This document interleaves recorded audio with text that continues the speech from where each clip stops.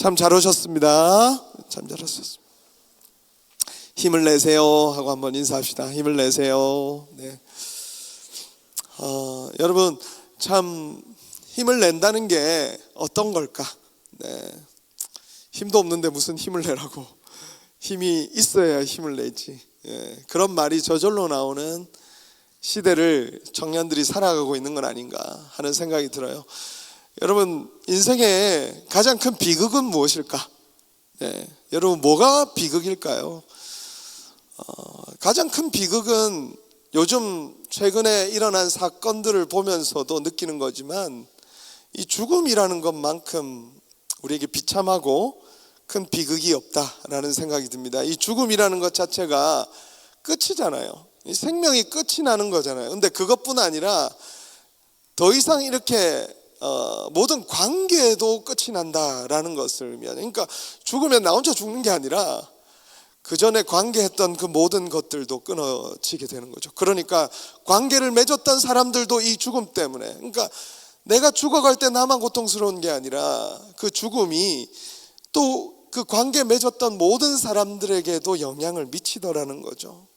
그래서 이 죽음을 경험한 곳에는 마지막 그 희망의 마지막 선마저도 끊어지고 우리가 사랑하면서 함께 관계했던 그 모든 것들이 연결이 잃어버리는 거죠. 그래서 저는 죽음이 가장 큰 비극이다라는 생각을 해보게 됩니다. 지금 LA에서는 큰 산불이 났잖아요. 그죠? 상상할 수 없는, 여러분 그냥 우리가 살고 있는 이 지역에 그냥 불이 나서 동네가 다 없어진 거예요. 그냥 밴쿠버만한 도시 전체가 그냥 불에 휩싸인다고 생각해 보십시오. 여러분 이게 상상이 됩니까? 페리스 힐튼이 이렇게 글을 남겼다 그러더라고요. 누구도 자기 집이 불타는 것을 생방송으로 그걸 보는 것을 경험할 필요는 없다고. 자기 집이 생방송으로 불타는 거를, 연예인이니까 그게 참 비참하죠. 자기의 집이 불타는 거를 뉴스로 생중계로 봐야 되는 그 심정. 단순히 여러분 이게 물리적인 어떤 손해, 물질적인 손해, 경제적인 어떤 파이낸셜리 우리에게 큰 손해, 로스가 난 게 문제가 아니라, 여러분 그게 보여주는 게 뭐예요? 야, 인간이 참 이 자연 앞에 무력하다. 우리가 이렇게 힘이 없나? 지금 불길을 잡은 거는 10%도 못 잡았다 그러잖아요. 이거 나머지 어떡하나? 라는 고민이 들 정도로, 마치 저는 이 속에서도 우리의 삶에 깊이 들여져 있는 그 죽음의 그림자, 그러니까 무력함, 인생의 무력함, 절망감, 단순히 산불뿐이겠습니까? 여러분 청년의 시대에 이 세상의 수많은 어떤 그 배리어들을 여러분 만나게 될 때마다 어쩌면 여러분은 그 속에서 무력감을 느끼고 절망감을 느끼게 된다는 거죠. 우리가 해결하지 못하는 이 문제들이 우리의 삶에 놓여져 있습니다. 그런데 계속 현대사회는 마치 죽음이 이 세상에 없는 것처럼 우리에게 광고를 해요. 그 속에서 LA에 집 사서 잘 살면 행복할 거라라고 우리에게 광고를 해서 그렇게 산 사람들이 이런 결과가 올 줄 언제 알았겠습니까? 그러나 세상은 언제나 우리에게, 여러분에게 달려가도록 만드는 그 전망들이, 그 비전들이 영원하지 않거든요. 마치 우리가 통제할 수 있는 것처럼, 우리가 얼마든지 노력한 결과로 이 세상을 통제하고 또 내 삶도 잘 통제하고 컨트롤해서 원하는 결과를 이룰 수 있을 것 같이 우리에게 얘기를 하고 우리는 그 길을 따라간다는 거죠. 그러나 죽음의 그림자는, 어둠의 그림자를 우리가 피할 수는 없어요. 병실의 침대에 가보면 여러분은 그것이 다 숨겨져 있고 여러분의 일상 속에서는 볼 수 없지만, 저는 한국에서 목회를 하면서 수많은 죽어가는 분들을 위해 기도했습니다. 그리고 실제로 영안실에서 시체를 보면서 가족들과 함께 마지막 예배를 드린 것도 여러 번이에요. 죽음은 저에게 멀리 있지 않았어요. 그런데 청년들과 함께 생활해 보니까 그런 거예요. 이제 죽음이 멀리 느껴져요. 내게는 굉장히 낯설게 느껴지는 일이 되어버렸어요. 마치 여러분도 어쩌면 그렇게 느낄지 모릅니다. 그러나 여러분 기억하십시오. 죽음은 그렇게 멀리 있지 않아요. 또 우리는 그 죽음이 불현듯 우리의 삶을 무기력하게 하는 그 죽음의 그림자를 만날 때도 참 많다는 사실이죠. 그리고 가만히 생각해 보십시오. 실제적인 어떤 그 죽음이 아니라도 우리는 숨을 쉬고 있다고 해서 살아있는 겁니까? 그러면 숨을 쉬고 있으면 살아있는 걸까요, 여러분? 저는 아닌 것 같아요. 살아있는 것 같은데도 그 현실을 들여다보면 그 안에 죽은 것 같은 건들이, 죽은 것 같은 문제들, 죽음의 흔적들이 스며 있는 곳들이 참 많아요. 관계가 깨어지는 것, 죽음의 증상은 관계가 깨어지는 거라 그랬잖아요. 우리 안에도 관계가 깨어진 모습들, 생동감으로 가득 차 있어야 될 공간들이 그 생동감이 사라지고 무너진 일들, 건강하게 꽃이 피어져야 될 여러분처럼 이 젊은 나이에 그 꽃이 몇 번이나 꺾여져서 더 이상은 피우지 못할 것 같다라고 하는 절망에 쌓여 있는 증상들, 저는 이 죽음의 그림자가 결코 그냥 살아있는 것처럼 보인다고 해서 또 살아있다라고 말할 수 없다는 거죠. 여러분 개인의 삶에도 생각해 보면 참 고쳐지지 않는 문제들, 계속 씨름해도 또 무너지는, 죽어있는 것, 내 삶의 어떤 부분은 정말 제대로 작동을 안 해서 죽어있는 영역들이 있잖아요. 어떤 특정 여러분의 죄송합니다, 지랄맞은 어떤 부분은 아무리 컨트롤하려고 해도 컨트롤하지 못한 채 그게 튀어나와서 관계들을 끊어버리고, 순식간에 그냥 관계들을 끊어버리고 내가 그동안 이뤄놨던 것들을 무너뜨리게 만드는 그 일들이 있다는 거죠. 죽음이라는 것이 결코 멀지 않다라는 것을 우리가 생각하고 인식하며 살아갈 필요가 있어요. 그 죽음의 일이 오늘 본문에는 바로 현실로 다가온 가족들의 이야기가 나오고 있습니다. 예수님의 친구이기도 하고 마리아와 마르다, 우리가 잘 알죠. 마리아와 마르다의 오라버니, 오빠인 나사로가 죽게 된 거예요.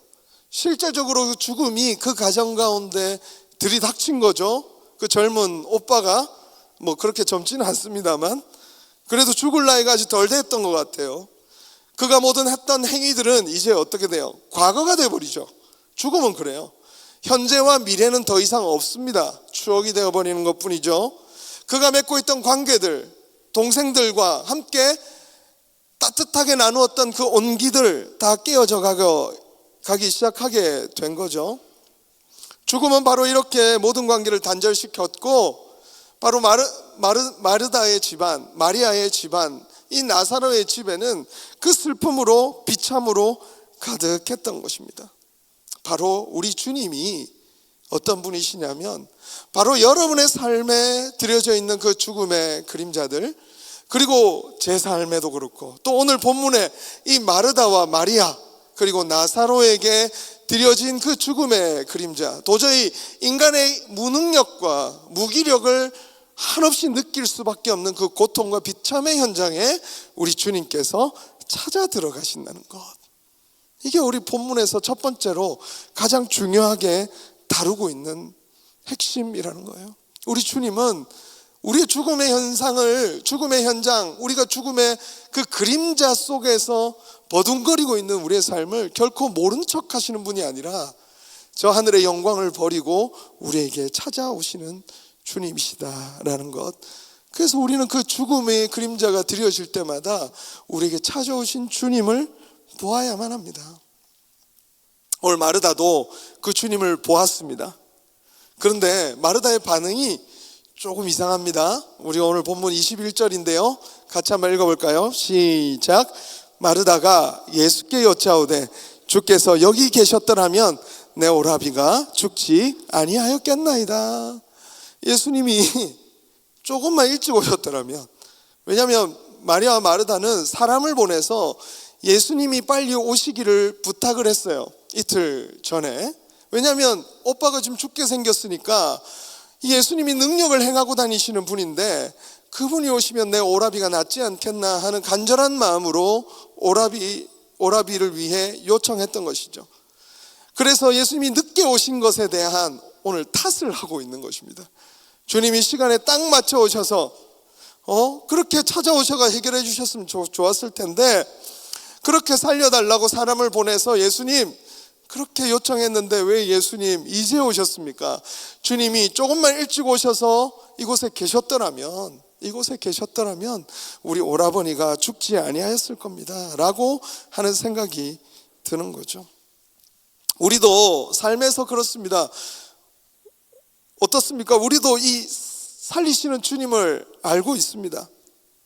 그런데 지금 이 마르다가 결국에 주님이 너 오라비가 살아날 거야 라고 말하자 뭐라고 얘기하냐면, 우리 오라버니가 나중에 마지막 날에는 살아날 거라는 것을 내가 믿고 있습니다 라고 얘기하는 거죠.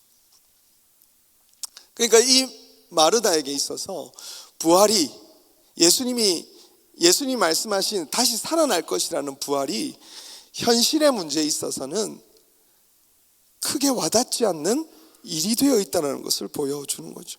내가 처해 있는 상황, 내가 지금 겪고 있는 이 일들이 사실 부활이 내게 있어서 정말 힘이 있는가? 여러분은 어떻습니까? 여러분의 그 지독한 현실의 문제 속에서 부활은 능력이 있나요? 와닿는 이야기인가요?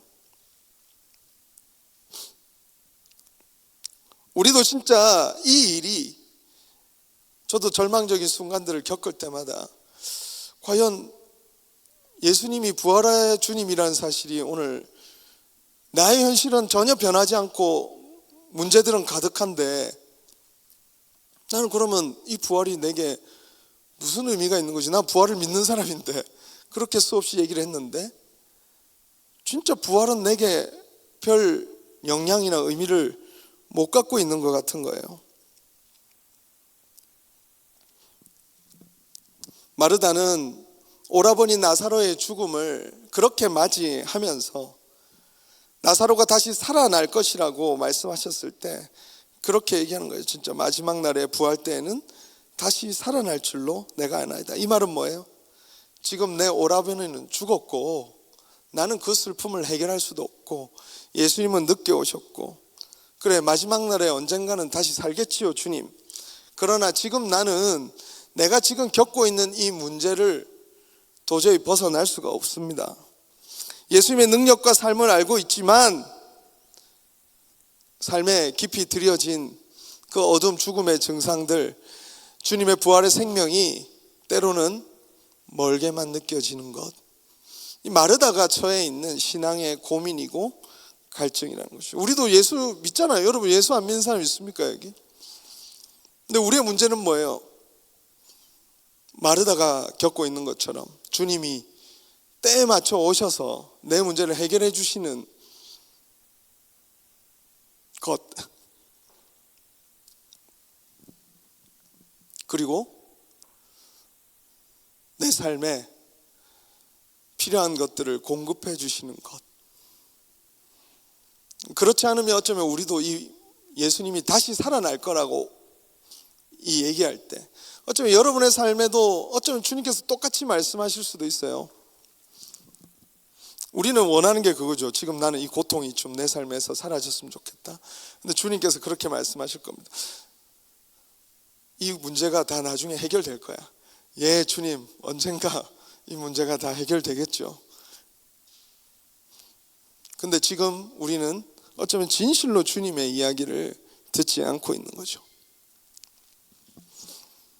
주님은 그 다음에도 신기하게도 나사로를 바로 살려주시면서 이야기를 이어가지 않아요. 저 같으면 얘가 좀 이렇게 말을 못 알아듣잖아요. 그러면 어떻게 하냐면, 야 일단 나사로야 일어나, 일로 와봐, 이렇게 해놓고, 자 봐, 자 너의 오라버니 살아날 거지, 자 봐 내가 부활이요 생명이야. 이게 순서 아니에요? 그죠? 자 지금 마르다는 주님이 늦으셔가지고 지금 내 문제를 해결해 주지 않으셨고, 결국 내 오라버니는 죽었고, 우리의 이 죽음의 슬픔은 우리 집안에 가득합니다. 야 너희 오라버니 살아날 거야.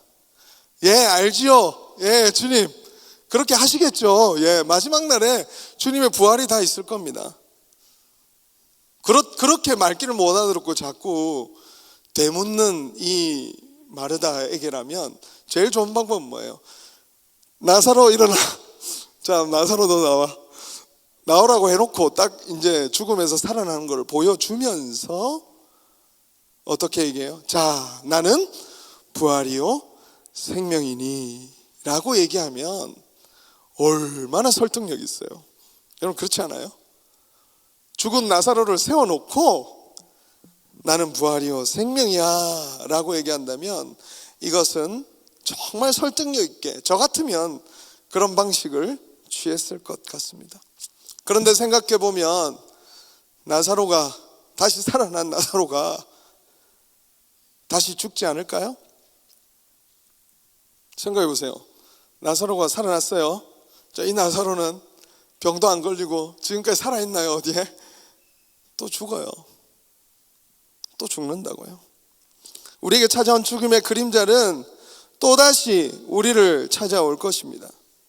주님이 가르쳐 주시고 싶으셨다는 그거예요. 그냥 단지 문제가 해결되는 것, 그것으로 오늘 끝나는 게 아니라 더 중요하게 얻어야 하는 것은 그 영광스러운 주님이 어떤 분이신지를 아는 거죠. 부활의 생명, 영원한 생명으로 우리를 부요하게 하실 분이라는 사실을 진심으로 받아들이고 내 삶에 지금 바로 이 현장에서 그분의 부활의 영광에 참여하는 것. 왜냐하면 앞으로도 우리의 문제는 끊이지 않을 거예요.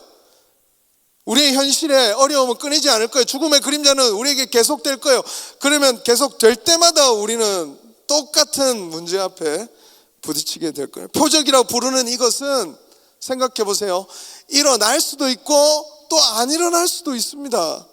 나사로가 죽은 데서 일어났어요. 여러분 그 동시간대에 생각해 보세요. 수많은 사람들은 또 죽고 있었어요. 왜 그들을 안 살리고 나사로만 살립니까? 그래서 그거를 사인이라고 부르는 거예요. 그 사인을 보여주신 까닭은 무엇입니까? 단지 문제가 해결되는 걸 보는 게 중요한 게 아니라 이분이 어떤 분이신가를 봐야 되는 거죠. 이분이 어떤 분인가를 아는 것이 바로 내가 부활이요 생명이라는 것, 바로 지금 이 현장에서 바로 죽은 자를 살릴 수 있는 능력이 있고 바로 그것이 나다라는 것을 보여주는 것, 그게 표적이라는 거죠. 제 어머니가 어릴 때 장사를 하셨어요. 그래서 이제 오후에 학교 갔다 오면 어머니가 안 계시는 거죠. 그래서 어머니가 계실 때 저를 집 앞에 있는 어떤 식당에 이렇게 데리고 가시는 거예요. 그리고 밥을 이렇게 먹여주시는 거예요. 엄마랑 같이 있으니까 저는 거기 가면 어때요? 밥을 얻어 먹는 거죠. 근데 어머니가 이제 이렇게 얘기하시는 거예요. 자, 이제 내가 일을 하니까 너는 이제 혼자서 여기에 오면 된다. 너가 먹은 건 나중에 내가 다 따로 계산할 거야. 그러니까 이제 내가 없더라도 너가 이 집에 들어가서 내가 일하러 간 동안 학교 갔다 와서 배고프거든 이 식당에 가서 밥을 먹고 나오면 돼 라고 이렇게 얘기를 하신 거죠. 여러분 제가 그 식당에 들어갔을까요? 못 들어갔을까요? 저는 못 들어갔어요. 여러분 제가 어릴 때 그렇게 수줍음이 많습니다. 지금 저를 아주 그냥 이라고 생각하시는 분이 많은데 저는 아이도 많아요. 여러분 혼자 있고 싶을 때도 많고 혼자 있어야 채워질 때도 많아요. 이 사람들 거기 엄마가 분명히 돈을 다 맡겨놓고 모든 것을 다 메어 놓았음에도 불구하고 저는 그 집에 못 들어가는 거예요. 기적적으로 엄마와 같이 들어가서 한번 먹은 날, 그날 있죠? 늘 엄마가 있어야만 들어가는 그런 아이였던 거죠. 저는 마치 신앙이 우리가 이렇게 살아가고 있는 것 같아요. 하나님이 마치 특별한 일을 보여주시고 예배 때 막 폭포수 같은 은혜를 주셔야 우리는 우리 인생에 이 부활의 능력이신 주님을 제대로 우리의 삶 속에 묵상하면서 부활의 증인으로 살아가는 거예요. 그런데 어느 날 그 특별한 은혜가 없고 모든 것이 막 냉랭해, 머리도 막 생각나지도 않고 그러면 갑자기 어느 순간 우리는 마치 제가 엄마 없이 혼자 그 식당에 못 들어가는 것처럼 마치 우리는 아무것도 원래부터 할 수 없었고 이전 이후로도 할 수 없을 것처럼 마치 그렇게 벌벌 기면서 그 현실의 문제 앞에서 주눅이 들더라는 거죠. 주님이 오늘 마르다, 마리아에게 가르쳐주고 싶으셨던 것, 그리고 함께 동행했던 제자들에게 가르쳐주고 싶으셨던 것이 바로 이러한 차원이라는 거예요. 정말 중요한 것은 어떤 상황 속에서도, 사랑하는 여러분, 어떤 상황 속에서도 우리 예수님은 부활이요 생명이십니다. 우리는 그것을 받아들이는 게 중요합니다. 그분을 맞아들일 때 일어나는 일도 뭐냐면, 죽어도 살겠고 살아서 나를 믿는 자는 영원히 죽지 않는다 라는 것을 받아들이는 거예요. 이게 내 삶의 시작이 됐다는 겁니다. 이게 내 삶에 지금 인밸리드예요. 지금 효력이 발생했어요, 이미. 그래서 여러분 지금 당장 죽어도 산다는 것 믿으십니까, 여러분? 이게 시작되는 거라는 거죠. 예수님이 부활이요 생명이시기 때문에. 죽어도 살겠고 무릇 살아서 나를 믿는 자는 영원히 죽지. 우리가 살아있는 이 순간, 이제 이후로 우리가 어느 순간 갑자기 죽더라도 우리는 아마 여러분 눈 감는 순간 눈을 뜨게 될 거예요. 어쩌면 그 경계를 나중에 한번 맛보고 싶긴 하네요. 죽는 순간 우리가 어떻게 천국을 보게 될지, 완전히 의식이 끊어져야 천국을 보게 되는지, 아니면 거의 죽기 직전에 천국문이 열리는지 모르겠어요. 성경에는 그런 게 안 나와 있어가지고. 그러나 분명히 우리의 삶이 그렇게 될 거라고 얘기하는 거죠. 우리는 죽음 뒤를 알 수 없습니다. 그러나 이제 알 수 있습니다. 사랑하는 여러분, 믿으십니까? 여러분, 우리는 죽음 뒤를 알 수 없습니다. 그러나 여러분 믿으시기 바랍니다. 이제 알 수 있습니다. 예수님이 보여주셨습니다. 나사로를 살리신 사건을 또 하지 않으세요. 그런데 우리는 알고 있습니다. 왜? 나사로의 사건을 받고 또 예수님도 그렇게 살아나셨기 때문입니다. 그래서 저는 이 본문이 죽은 데서 살아나게 한다, 단순히 문제를 해결한다, 이 차원으로 여러분 설교하고 싶지 않은 거예요. 나사로 살린 것은 바로 부활이요 생명이라는 사실을 드러내셨고, 우리는 그것을 오늘 받고, 오늘 우리는 그 주님을 우리의 삶에 맞아들이는 순간, 우리는 오늘 지금부터, 바로 지금 이 시간부터 부활이요 생명이신 그 주님을 맞는 순간부터 우리는 주님이 약속한 이것을 경험하게 됩니다. 죽어도 살겠고 살아서 나를 믿는 자는 영원히 죽지 아니하리라. 사랑하는 여러분, 이 신앙이 있었어요. 초대교회 성도들, 그리고 얼리 처치들의 그 삶들을 보면 바로 이 신앙이 있었다고요. 믿음으로 주께서 다시 살아나셨기 때문에 내가 지금 내 삶에 또 이 부활의 생명이 역사하고 있다. 내가 예수 그리스도를 주로 맞이한 순간부터 내 삶에도 이 부활의 생명이 역사하기 시작한다라고 하는 거룩한 믿음이 있었다라는 것입니다. 고린도전서 15장 20절에도 이렇게 고백하고 있죠. 그러나 이제 그리스도께서 죽은 자 가운데서 다시 살아나사 잠자는 자들의 첫 열매가 되셨다. 첫 열매가 있다는 말이 뭐예요? 두 번째, 세 번째 열매가 있다는 말 아니겠습니까? 그것을 자기의 일로 받아들인 사람들이 믿음으로 여러분 순교의 길을 가면서도 두려워하지 않았다는 것이죠. 마르다에게 바로 그 초청을 하고 있는 것입니다. 나는 부활이요 생명이니, 야, 나중에 마지막 날에 사는 그 생명 말고 지금 이 땅에서 온갖 고통을 이겨낼 수도 없는 그 무기력한 상태로 살아가는 그 생명 말고 지금 바로 나와 함께 살아갈 때 부활이요 생명이신 그 생명을 누릴 수 있는 그 삶 지금부터 시작된다. 바로 예수님이 이 말을 하고 있는 거거든요. 예, 나중에 다시 언젠가 다시 살겠죠가 아니라 내가 나를 믿으라. 네가 이것을 믿느냐? 그러면 너가 선 지금 이 순간부터 부활의 생명의 역사를 경험하게 될 거다라고, 문제 해결이 아니라, 문제 해결이 되지 않아도 오히려 죽음의 냄새가 수없이 드리워져도 그것을 깨고 넘어가는 부활의 생명이 오늘 우리의 삶에 역사하는 삶으로 살아갈 수 있다. 바로 마르다에게 그 초청을 하고 있는 거예요. 그 믿음에 초청을 하고 있는 거죠. 초대교회 성도들이 여러분 전염병이 도는 시간에 여러분 그들이 어떻게 인정을 받았냐면 마스크를 쓰고요, 뭐 돌돌 말았겠죠. 그러면서 사람들이 어려움에 처했을 때 자신의 죽음을 무릅쓰고 이 병든 자들을 간호하고 극진히 돌봤다고 합니다. 그 병든 자들을 돌보는 그 에너지, 기독교인들의 에너지, 왜? 자기가 죽일 수도 있거든요. 전염병이라는 것은 여러분 당시에는 오늘처럼 뭐 전염병 뭐 격리돼 있고 뭐 이런 게 아니라 죽는 거예요. 그런데 그렇게 헌신적으로 사랑을 실천할 수 있었던 까닭이 무엇입니까? 이 부활의 신앙이 그들 마음속에 있었기 때문입니다. 기독교 공동체가 바로 부활의 증인이었기 때문에, 여러분 사도행전은 부활의 증인으로서의 역사예요. 점점 우리는 이 부활의 증인으로서의 주님의 부활이심을 경험하지 못한 채로 현실의 무게가 너무 무거운 채로 살아가는데 익숙해져 버린 것 같아요. 저도 부활의 이 신앙을 특별히 경험할 때가 있었습니다. 한번 말한 적이 있는 것 같은데요, 제 할머니가 소천하셨을 때의 일이에요. 제 할머니가 저를 평생 길러주셨어요. 저희 어머니가 장사하셨고 때때로 저희 할머니가 늘 저를 이렇게 돌봐주셨습니다. 그때 제가 이제 신학대학원을 가면서 3년 동안 기숙사 생활을 해야 됐어요. 그러니까 할머니가 이제 마지막 돌아가실 때가 됐는데, 제가 기숙사에가 할머니는 부산에 계셨고 저는 용인에 있었으니까 차로 뭐 몇 시간 거리니까 제가 임종을 지킬 새도 없이 할머니께서 돌아가신 거예요. 저를 평생 길러주신 할머니니까 마음이 얼마나 아팠겠습니까? 근데 제 마음속에 묘한 기쁨이 같이 있는 거예요. 슬프죠? 예, 슬퍼요. 저 사이코 아닙니다. 묘한 기쁨이 같이 있는 거예요.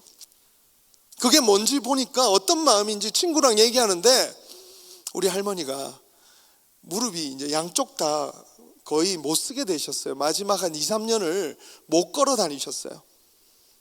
늘 기어서 다니셨거든요.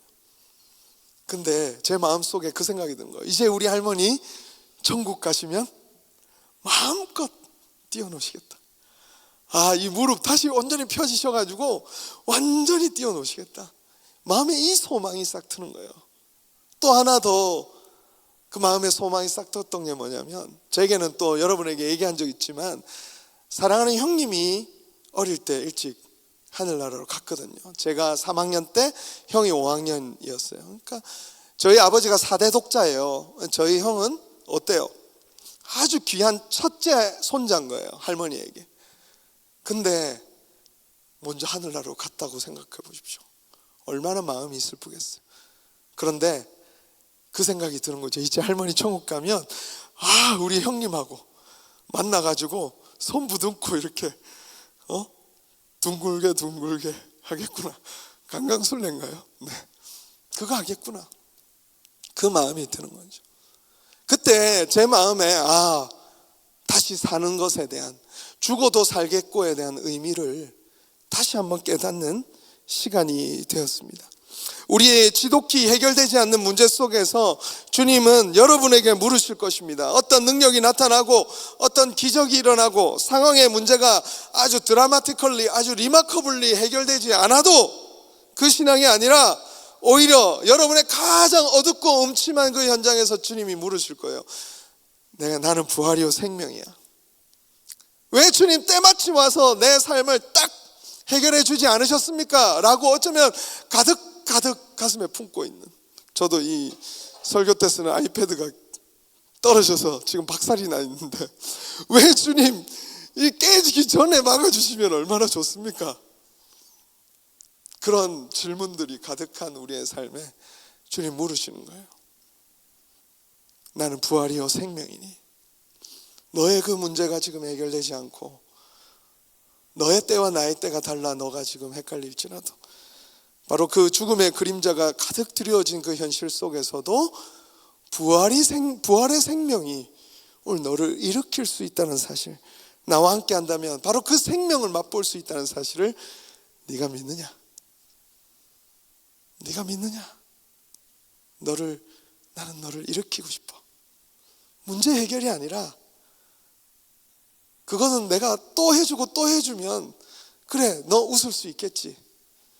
그러나 정말 더 아름다운 일은 그것을 믿고 그 지독한 현실에서 소망의 눈이 떠지기 시작하는 것. 그게 진짜 믿음이고, 목숨을 걸고 초대교회 성도들이 믿음으로 살았던 삶을 바로 이유가 되는 것이죠. 예수님은 나사로가 죽게 되었을 때 요청했지만 이틀을 더 머물렀다 그랬잖아요. 그 이틀을 머물렀던 그 이유, 그리고 15절에는 더욱더 알쏭달쏭한 말씀도 하십니다. 내가 거기 있지 아니한 것을 너희를 위하여 기뻐하노니. 주님 너무하신 거 아니십니까? 나사로가 죽는 현장에 내가 있지 아니한 것을 너희를 위하여 기뻐한다는 거예요. 왜냐하면 이런 너희로, 이게 중요한 거죠, 믿게 하려 함이라. 여러분, 믿게 하려 함이라. 진짜 이 부활의 주님을 믿게 하려는 것. 4절에도 예수께서 들으시고 이르시되 이 병은 죽을 병이 아니라 하나님의 영광을 위함이요 하나님의 아들이 이로 말미암아 영광을 받게 하려 함이라 하시더라. 우리는 이제야 주님이 왜 거기 있지 아니한 것을 기뻐하시는지 그것을 아는 것이죠. 주님은 그 슬픔 자체를 기뻐하시는 그 이상한 성격의 소유자가 아니라 그 슬픔이 지나 오히려 그 절망의 순간에 피어날 소망을 보고 기뻐하고 계신 거예요. 여러분 생각해 보십시오. 부활이 피어나는 순간은 언제 피어나요? 부활이? 죽음에서 피어나는 거예요. 죽음이 없는데 어떻게 부활이 있어요? 제가 늘 얘기하잖아요. 어떻게 실패하지 않는데 실패를 넘어서는 믿음과 신앙을 배울 수 있겠습니까? 여러분, 어떻게 절망하지 않는데 어떻게 절망을 뛰어넘어 살아가는 삶의 비법을 배우겠어요? 부활의 소망이 싹 트는 그 현장은 지독한 죽음 속에, 오히려 주님은 그곳에서 여러분의 신앙을 꽃피우실 주님이십니다. 상실의 과정, 우리는 이 죽음의 과정을 통해서 이전에 배우지 못했던 것을 배울 거예요. 사랑하는 여러분, 부디 여러분의 삶에 들여진 그 어둠의 그림자를 그 속에서 정말 역사하시는 하나님께로 더 나아갈 수 있기를 바랍니다. 저도 제 딸이 자꾸 교회에서 친구들이 자꾸 교회를 떠나는 일이 있었어요. 교육자들 자녀들끼리 친해지니까 교육자들이 사임을 하게 되면 자꾸 친구가 떠나는 거예요. 또 저희 큰딸이 혼자가 되어버린 거죠. 이제 다른 친구들하고 좀 친해지면 좋을 텐데 같이 있다 보니까 그런 거죠. 근데 저도 그걸 어떻게 해줄 수가 없는 거죠. 그 친구는 또 그 시간을 홀로 지내겠죠. 그러나 기도하는 것은 그것입니다. 그 상실의 고통, 어쩌면 잃어버린 것에 대한 아픔, 그러나 그 시간이 그 친구를 더 단단하게 만들고 아름답게 만들 것을 믿어요. 왜냐하면 부활이고 생명이신 예수님께서 우리 딸과 함께 하시기 때문이죠. 에스겔이 활동하던 시대에, 여러분 바벨론 포로기의 시대에 에스겔이라는 선지자가 있습니다. 다니엘이라는 그 사람과 비슷한 시대의 사람이에요. 에스겔 여러분 잘 알 거예요. 마른 뼈가 살아나는 환상을 본 사람입니다. 근데 여러분, 그 마른 뼈가 살아나는 환상을 본 때가 언제죠? 네, 포로기예요. 포로기. 이스라엘이 멸망한 때입니다. 포로로 잡혀간 때입니다. 도무지 이제 더 이상 이 나라가 다시 회복될 것 같지 않은 그때예요. 그때 이 에스겔은 하나님의 권능의 손에 붙들려 가지고 무엇을 봅니까? 마른 뼈가 살아나는 능력을, 마른 뼈가 다시 회복되는 꿈을 꾸게 되는 거예요. 여러분, 절망의 순간이라고 여러분 너무 낙담하지 마십시오. 오히려 그때 우리는 이전에 경험해 보지 못한 소망의 눈을 뜨는 시간임을 여러분 기억할 수 있기를 바랍니다. 그것이 바로 부활의 권능입니다. 나사로의 이야기를 통해서 우리가 배우는 것은 그것입니다. 죽음의 절망이 우리의 삶에 들여질지라도 우리는 그것을 넘어 승리를 주실 그 예수님을 붙드는 믿음, 우리는 그것을 배우게 되는 것이죠. 요한복음 16장 33절, 이것을 너희에게 이르는 것은 너희로 내 안에서 평안을 누리게 하려 함이라. 세상에서는 너희가 환난을 당하나 담대하라, 내가 세상을 이기었노라. 이렇게 예수님이 자신의 백성들, 자신의 성도들에게 강권하고 있는 것입니다. 여러분, 오늘날 교회와 그리스도인들에게 이 부활의 신앙이 다시 회복되어야 합니다. 어둠의 그림자, 죽음의 그림자, 우리의 삶에 도무지 해결할 수 없는 그 무력함, 절망 속에서 우리가 붙잡아야 될 것은 다른 게 아니에요. 열심히 해서 잘 사는 것이 아니라 부활의 신앙이에요. 죽음에서 살리시는 주님을 따라 나서는 신앙, 도저히 꿈꿀 수 없는 곳에서 다시 꿈을 꾸게 하시는 그 소망의 신학을 우리는 붙잡아야 합니다. 여러분, 깨어진 관계가 있습니까? 무너진 관계가 있습니까? 도무지 다시 일어설 기미가 보이지 않는 관계가 있습니까? 여러분, 그 속에서 그걸 다시 살리게 하실 주님을 바라볼 수 있기를 바랍니다. 저는 그것이 올 한 해, 여러분 이렇게 한 해를 시작하면서 여러분이 소망의 눈을 떠야 될 자리라고 생각합니다. 여러분, 공동체 안에 내가 섬기고 또 씨를 뿌렸지만 도저히 일어날 것 같지 않은 사람이 있습니까? 마른 뼈와 같은 사람, 다시 소망을 뜨십시오. 하나님께서 그를 소생시키셔서 거룩한 삶으로 살게 하실 여러분 그 소망의 눈을 뜰 수 있기를 바랍니다. 여러분, 부활은 우리에게 바로 그런 소망을 주는 신앙입니다. 여러분, 언제 이런 소망의 눈을 떠본 적이 있습니까? 자기 개발서가 아주 판치는 이 시대, 너 안에 작은 거인을 깨워서 일으켜서 출동해, 이렇게라고 이렇게 자꾸 여러분을 부추기는 시대에 여러분, 그것은 또 언젠가 한계를 만나게 돼 있어요. 진짜 소망은 진짜 죽음을 깨뜨리고 살아난 생명으로부터 출발한 소망입니다. 바로 그리스도에 있는 그 소망이 있는 자들이에요. 할렐루야. 여러분, 우리가 붙들어야 될 소망은 내가 열심히 해서 이루어낼 소망, 나를 잡아줘서 어떤 사람이 결국 그래서 내가 이 세상에서 뭔가 잘 될 것 같은 소망, 여러 가지 소망이 많을 거예요. 그것은 언젠가 한계가 찾아오게 될 겁니다. 그러나 이 세상의 가장 비극인, 이 세상의 가장 큰 절망인, 이 세상의 가장 큰 고통인 그 죽음을 깨뜨리고 일어난 그 생명을 소유하신 분이 예수님이십니다. 우리 예수님과 함께 오늘 2025년을 믿음으로 달려갈 수 있는 저와 여러분, 참 소망으로 일어나는 저와 여러분 될 수 있기를 주님의 이름으로 축원합니다. 같이